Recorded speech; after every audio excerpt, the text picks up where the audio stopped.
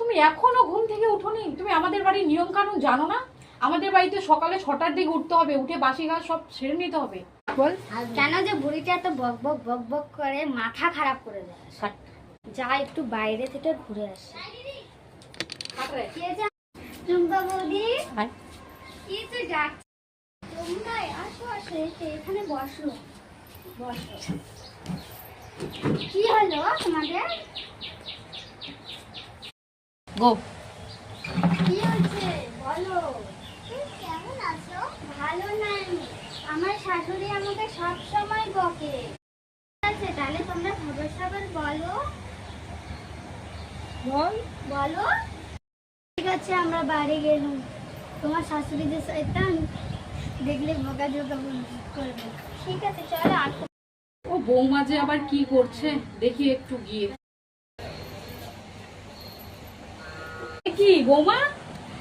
ও শাশুড়ি মা, তুমি এখনো সাজগোজ করছো, মানেটা কি? তুমি কি জানো না বাড়িতে বৌমা? কি হলো? তুমি সকাল থেকে কাজ টাজ করো না আর এখন সাজুগুজু করছো, মানে কি? আমি একটা রিলস ক্রিয়েট করব তো ওই জন্য। হাই ভগবান, বাড়ির সব কাজ ফেলে দিয়ে তুমি রিলস ক্রিয়েট করবে এখন? কি শাশুড়ি মারে সবসময় বোকাঝোকা করতে থাকে। এমন যদি হয় তো আমি আমার বাবার বাড়ি চলে যাব।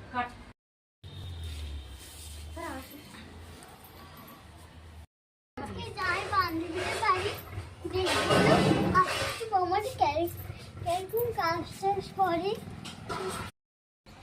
ও প্রীতি প্রীতি এই যে আসলো আবার এই অসময়ে। ও তোরাই বস বস বস। ও বস বস বস। কাট। ও বৌমা, বৌমা তো বাড়িতেই আছে, কাজকর্ম করে ভালোই। আর তোমাদের বৌমাগুলো কেমন গো? ভালোই। আমার বান্ধবীদেরকে একটু জল টল দাও, অনেক দূর থেকে এসছে ওরা। কাট কাট থাম থাম। এ নাও জল খাও। কাট। ওই থাম। কাজ করি। আরে কি বলবো, করে দুই এক সময়। এই যে বললাম না, বললেই কাজ করবে, না বললে তো একদমই শোনে না। আমার তো জীবনটাই শেষ, এমন বৌমা পেয়ে কি বলবো আমি তোমাদের। আর ঠিক আছে বাবু, তোর বৌমাটা যারে একদম কথা শুনে না। এই যে সকালে 10টার দিকে ঘুম থেকে ওঠে, এরকম করলে কি হবে বল? আমাদের বাড়িতে আমরা সকালে 8টার মধ্যে চা খেয়ে নিই। তুই একটু তোর বউকে বোঝাস, বুঝলি? আমার কথা একদমই